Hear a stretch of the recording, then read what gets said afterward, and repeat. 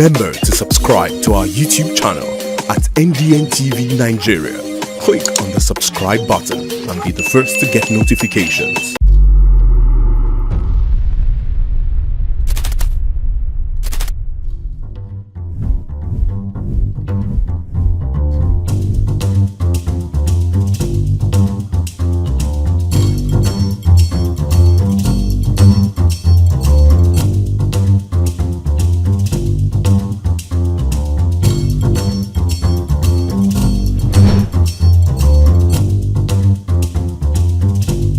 And now, let's join ace broadcaster MAMODE AKUGHA as he takes us inside the Niger Delta. Hello out there and welcome to the program. It's Inside the Niger Delta, the authentic voice of Nigeria's oil-rich region. I'm your regular host, MAMODE AKUGHA. After much anticipation, the Port Harcourt-Aba rail line, operated by the Nigeria Railway Corporation (NCRO), recommenced operations last week. Contrary to expectations, the trail rail line, which had been undergoing reconstruction work in the last 4 years and rehabilitation of train passenger coaches, failed to live up to its billing. Inside the Niger Delta crew last week took a ride on the train from Port Harcourt to Aba, where they spoke to several passengers who expressed disappointment with the poor service and the old refurbished coaches that have been used on the routes. The Port Harcourt-Aba rail line dates back to the 1915 in the era of British colonial administrations, when the Eastern Narrow Gauge Rail Line was constructed to provide easy transport services between the south-south and the northern parts of Nigeria. In the last 109 years, the Port Harcourt-Aba rail line has undergone a series of rehabilitations, but the most significant and anticipated is the recent one, which was awarded in 2020. Given that the train operation was halted for about 2 years. After several months of waiting, the train service on the Port Harcourt-Aba route finally commenced operations last week. The train service, which was supposed to have heralded a paradigm shift in the transport system in the Niger Delta, is being greeted with so much disappointment from passengers. Unlike rail operations in Ibadan, Lagos and Abuja, passengers insist that the Port Harcourt-Aba rail service falls short of acceptable standards. They wonder why, despite contributing the bulk of Nigeria's foreign exchange earning, the Niger Delta seems to always get the short end of the stick. I was expecting to see a modern train, only for me to see this old Paco train. My kids now, they see these things in the museum abroad. These things are kept in museums. So you can't come and tell us that you are using billions to build rails for us, monorails for us, and you are showing us this. They said it's manageable, but for me, I don't say it as manageable. For me, it is bad. Let us say it as it is. It's a child's play. What I saw, Abuja, Lagos, Lokoja. From the lack of conducive waiting rooms at the train stations to commercial hawkers on board the train, as well as the old refurbished coaches, all seem to confirm the poor service and infrastructure of the Port Harcourt-Aba rail line. For many, the recently relaunched Port Harcourt-Aba rail line is yet another sad reminder of the mismanagement of funds. A trip from Port Harcourt to Aba supposedly lasts for about 2 to 3 hours and costs 800 naira for an economy ticket, while a first-class seat goes for 1,500 naira. Commuters say the rate is not cost-effective. When we go to the buses, we pay 1,000, and here they are saying 800. I will still pay another 500 to get to Enyimba. While some were grateful for the commencement of the rail service, others insist it was just not worth the wait. They appealed to the federal government to do more by introducing more coaches and luggage vans on the train service. The reason why most of us we fly this is because of our businesses, and we buy goods, we have our goods. So the goods now, where are we going to be loading them? If it's only about the passengers, I think many people will not even enter. In spite of the shortcomings of the Port Harcourt-Aba rail service, excited children like Avila and her brother Kosi would still want to experience a train ride for the first time. So, their parents have brought them to the station to board the train. Would they have a pleasant experience? Your guess is just as good as mine. Inside the Niger Delta. Governor Sheriff Oborevwori of Delta State has warned all contractors handling projects for the state that his administration will not accept any substandard and shoddy job. The governor, who gave the warning while inspecting some ongoing projects in the state ahead of his first year anniversary in office, insisted that contractors must deliver top-notch and quality work in line with the specifications of their contracts. In about 2 weeks, the captain of Team More Agenda in Delta State, Right Honorable Sheriff Oborevwori, who took office on May 29, 2023, will be 1 year at the helm of affairs in the state. One of the promises the governor made to Deltans upon assuming office is that his administration will complete all projects it inherited from the immediate past administration in the state. This, he maintains, would ensure that no job across the state is abandoned and that the people derive optimum value for their resources invested in such projects. Last week, Governor Oborevwori, in the company of some of his lieutenants, went around some of these projects he had earmarked for commissioning in the coming days as part of activities to mark his first anniversary in the saddle. At the State High Court building in Asaba, the governor, while expressing his displeasure with the inferior finishing, called on the contractor to ensure that he swiftly completes the job in line with the standards and specifications of the contract. We are not too satisfied with the work. First, the work is not really too good, but they have promised that within 2 weeks everything will change. And particularly, we have actually won the company Ladis Gold, who is the contractor, but they have assured us within 2 to 3 weeks the whole job, they'll complete the job. The 5-story High Court complex is fitted with state-of-the-art facilities such as a Zoom room, a computer laboratory, and public and private elevators. Others include a canteen and a car park. Governor Sheriff Oborevwori was also at Warri to inspect Warri Stadium and the surrounding environment. Here, the governor took a tour of the water discharge channels at Ogbijo Market, where he decried the blocked state of the drains. Expressing the state government's commitment to fighting floods along the area, Governor Oborevwori noted that the people must do their part and desist from obstructing the flow of water along major waterways in the area. Can see clearly now, people are dumping refuse on the waterways, so the water can't even flow. There's no way the water can flow. So we want the water to flow. Now, the rains around this area, they don't flow, so they go back. So once they see the place now, then with the construction of the drains, the water will be flowing. Meanwhile, the governor also assured the over 50,000 Delta State civil servants of an accelerated consideration of a new minimum wage to meet the prevailing economic realities of the day.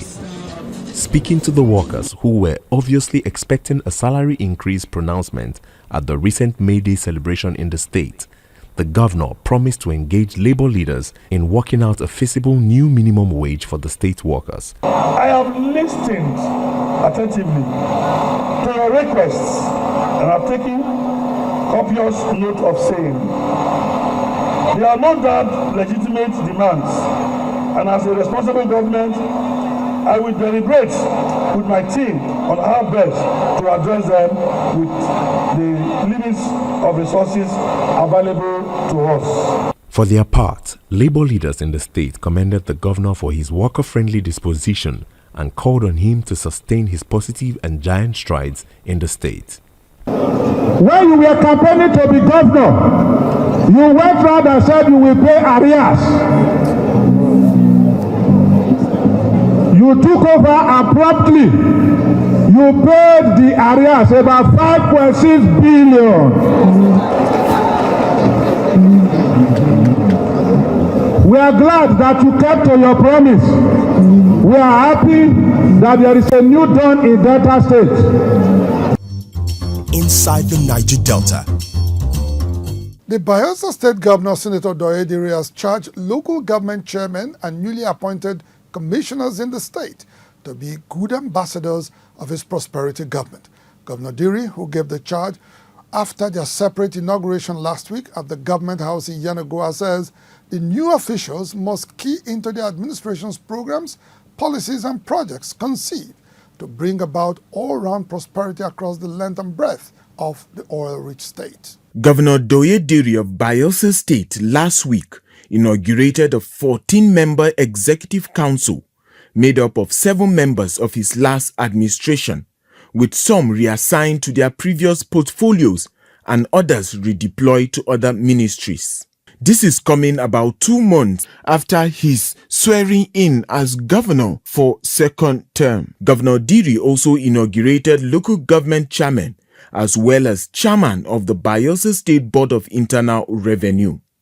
Addressing the newly inaugurated officials at Creek Haven, Governor Diri restated his administration's focus on improving the lives of all Bayelsans through the execution of meaningful programs and projects. He therefore called on the new government officials to key into his policy trust and provide dividends of governance to the people. We will define measurable indicators to evaluate the periodic performance and track progress towards our set goals and objectives. Let us remain mindful of the trust bestowed upon us and consistently act in the best interests of our people. Meanwhile, the governor, who celebrated with workers in the state on the occasion of 2024 May Day celebration, revealed that the government will set up a committee to review the current minimum wage and come up with a more reasonable and realistic minimum wage in the state. In another development, Bayelsa State Governor Doyediri last week called on Danish and other foreign governments to invest in the state's rich fishing and aquaculture potential. Diri made the call when he received the Danish ambassador, Sune Konstrup, alongside German and Finnish ambassadors and country representative of the United Nations Office on Drug and Crime Prevention, who were in the state to launch a 1.4 billion naira peace-building project. So we'll be looking for your support and soliciting for your support in terms of aquaculture, in terms of agro-allied and agricultural businesses, so that we can actually encourage small and medium-scale enterprises to be productive in this state. Earlier, the Danish ambassador, Sune Konstrup, and the country representative, United Nations Office on Drug and Crime Prevention, Oliver Stope, spoke on the community-based peace project. And at any given time, we have 30 to 40 Danish-owned commercial vessels in the Gulf of Guinea. The safety and security of our commercial vessels and of our seafarers is of tremendous importance to the government of Denmark. And that is why the government of Denmark is committed to address the root causes of insecurity, crime and violence at sea and also on land in the Gulf of Guinea. One of the key objectives of the program is to improve the relationship between communities and the cooperative partnership between communities and the security agencies is to provide community-oriented policing training to the security officers that are being deployed to those communities. Inside the Niger Delta. Azikil Group, oil and gas, dredging, power and air transportation. Azikil Group, petroleum product sufficiency, energy sustainability and infrastructure development. In a resounding show of support, some stakeholders and leaders in the Niger Delta region have unanimously passed a vote of confidence on the current board and management of the Niger Delta Development Commission, NDDC. The stakeholders hailed the NDDC for its focus on delivering accelerated development to the underdeveloped areas of the region, which they say has broken the cycle of underperformance that plagued the agency in the past. Speaking to Inside the Niger Delta, the leaders affirmed the effectiveness and expertise of the team assembled by President Bola Tinubu to lead the foremost intervention agency. Last August, President Bola Tinubu nominated a new board and management for the Niger Delta Development Commission, NDDC, which was subsequently inaugurated in November, following approval by the Nigerian Senate. This new leadership was tasked with aligning the Commission's policies and programs with President Tinubu's renewed hope agenda, aimed at enhancing the living standards of people in the region and expediting the provision of essential infrastructure such as roads, schools, and hospitals, amongst others. Since their inauguration, the board and management have been swift in their actions, working tirelessly to uplift communities that have long been neglected. After dedicating much of the past year to planning, strategizing, and restructuring the Commission's internal governance processes, they kicked off this year with a high-powered retreat that served as a platform for engaging all stakeholders, including former executives of the Commission, to gear up for swift and effective service delivery across the region. Some stakeholders and leaders in the Niger Delta region, familiar with the work of the intervention agency, have commended the Commission's leadership for their clear commitment and unity of purpose, expressing confidence in their ability to significantly improve the region's fortunes and fulfill its primary objectives. The stakeholders are particularly impressed by the ongoing initiatives of the Commission aimed at fostering partnerships and trust among critical development stakeholders, creating sustainable livelihood alternatives and youth capacity building programs, as well as illuminating the Niger Delta region with its Light Up Niger Delta project. The board is, I think, is well equipped with people with the needed competence. They are focused, right? They are focused. And over the years, we have never had stability. And I think they are playing according to the rules of the game. You know, Dr. Samuel Buku and his team, if they are supported, well, wow, we don't have any problems, okay? I happen to have participated in one of the meetings the board and the directors of NDDC had with the House of Reps Committee on NDDC.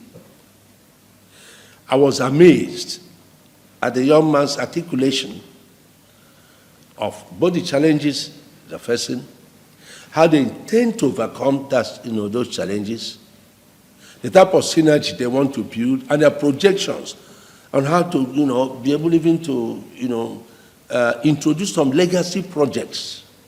This endeavor has not been without its challenges.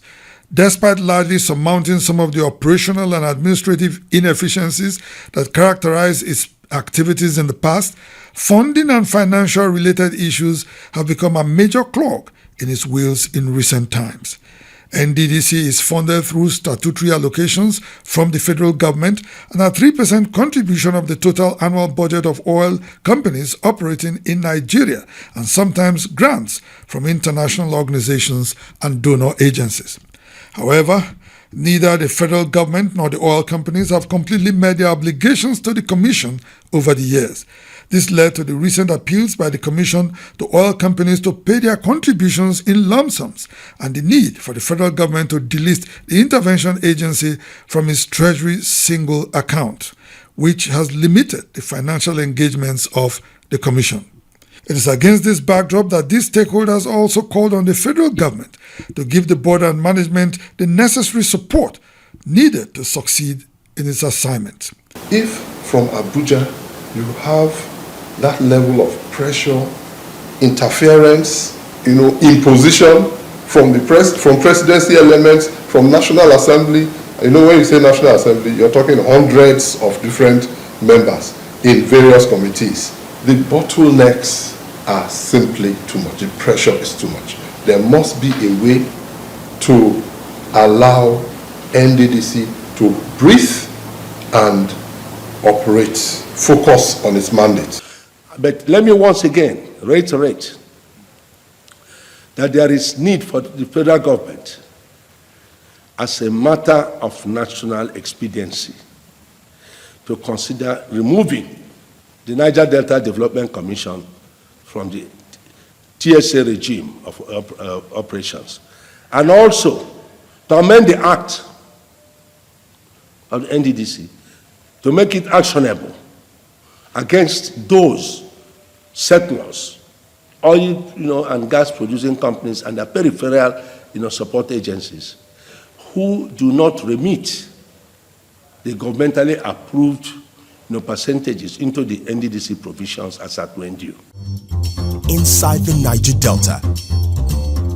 The Niger Delta Development Commission says it will continue to prioritize youth development and welfare programs for the teeming young population in the region. The Commission maintains that this remains a sure pathway to lasting peace and development across the region. Managing Director and Chief Executive Officer of the NDDC, Dr. Samuel Ogbuku, made this known at a recent engagement with youth leaders across the oil-rich region held in Port Harcourt, Rivers State. In time past, youth in the oil-rich Niger Delta region resorted to armed struggles and agitations to drive home their discontent with the government for the apparent neglect and marginalization across the region. Government intervention in 2011 with the Presidential Amnesty Program doused this tension. However, the need for the provision of sustainable livelihood alternatives for the teeming young population still abounds. The Niger Delta Development Commission, in recognition of these concerns, have been rolling out several projects and programs to engage the youth with realistic opportunities beyond past grievances, such as Holistic Opportunity Project of Engagement, otherwise known as Project Hope. Speaking at a recent engagement with youth leaders across the Niger Delta region, put together by the Intervention Agency in Port Harcourt, the MD, Dr. Samuel Ogbuku, reiterated the Commission's commitment to building sustainable structures and frameworks to empower the youth in the region. For us as management and board, we have decided to come up with policies that are sustainable, policies that are practical, policies that we know will affect the lives of the people of the Niger Delta positively. NDDC in the past have carried out a lot of programs, a lot of activities. Some of them cannot be seen because they were not seen to be sustainable or because they were not transparent enough. Additionally, NDDC's creation of the Niger Delta Chamber of Commerce, which aims to foster economic growth by supporting entrepreneurs through a unified platform, marks a shift towards more comprehensive strategies for engaging and empowering youth in the region. The whole idea is in engaging entrepreneurs for support. You don't also need to know the MD of NDDC. You just go to your Niger Delta Chamber of Commerce, register with them. Whatever support you want to do, we walk through the Niger Delta Chamber of Commerce. This approach by the current NDDC administration has opened a new vista of opportunities for the teeming young population from the region. For their part, youth leaders present at the event pledged to support this and other initiatives of NDDC for the overall development of the region. For us, MD, we are proud of you because you are beginning to bring back the footprint of NDDC and how NDDC should look like. It shouldn't be a thing of party. APC, PDP has nothing to do with NDDC. So I want to commend you for this, your all-encompassing leadership engagement. Inside the Niger Delta. On the 26th of April 2024, Chief Ayiri Emami, the fourth Ologbosere of Warri Kingdom, celebrated his 49th birthday. While Chief Ayiri Emami was celebrating faraway Miami, Florida in the United States of America, his Shekiris across different communities in Warri Kingdom held parties, get-togethers and picnics to celebrate the man whom they describe as the pride of the Shekiri nation. From Sapele to Ugborodo to Ubeji and indeed the city of Warri, the Shekiris converged for merrymaking. Several billboards were put up in Warri and environs in celebration of Chief Ayiri Emami's birthday by these Ishakiris who continue to insist that for them, Chief Ayiri Emami remains the Ologboshere of Warri Kingdom. This is in spite of the double derobing of Chief Ayiri Emami as Ologboshere of Warri Kingdom by Ugeme Atuwase III, the Olu of Warri. Ayiri Emami, the Ologboshere of Warri, happy birthday to you. Yes. Prominent Prince of Warri Kingdom, Yemi Emiko, in his birthday message to Chief Ayiri Emami, published on several Ishakiri online platforms, says, and I quote, "Happy birthday to you, dear Chief Ayiri Emami, the one and only Ologboshere of Warri, accepted by God Almighty and all our good ancestors who have ruled as Olu in our dear kingdom." Unquote. Before departing for the United States of America, Chief Ayiri had visited Obagoro's community to celebrate with them in an overnight activity that featured traditional dances and merrymaking.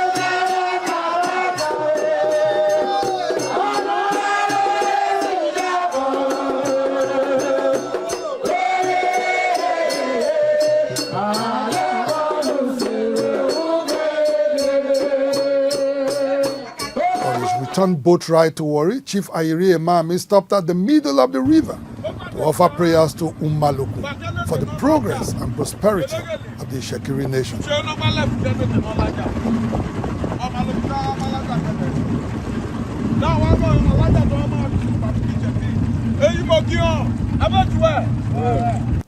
To commemorate his 49th birthday, Chief Ayiri Emami had granted an exclusive interview to Inside the Niger Delta on the traditional and spiritual crisis in Warri Kingdom. Let somebody come and tell me I'm not Ologboshere. I don't bother about it because I know I went through due process. So if anybody needs to challenge me, the person should go to court. So to me, whatever that is happening in Ishakiri today is the wrong foundation that has been laid, which I told them. And once you do that, you can never find peace. To watch the full-length interview, please subscribe to our YouTube channel at NDNTV Nigeria. Well, that's the size of our package on the program for today. Inside the Niger Delta, the authentic voice of Nigeria's oil-rich region, will be back same time, same station next week. Until then, you can follow us on our social media handles shown right now on your screens. And please remember to subscribe to our YouTube channel at NDNTV Nigeria. Until next week, I am MAMODE AKUGHA, thanking you for staying tuned. Bye for now.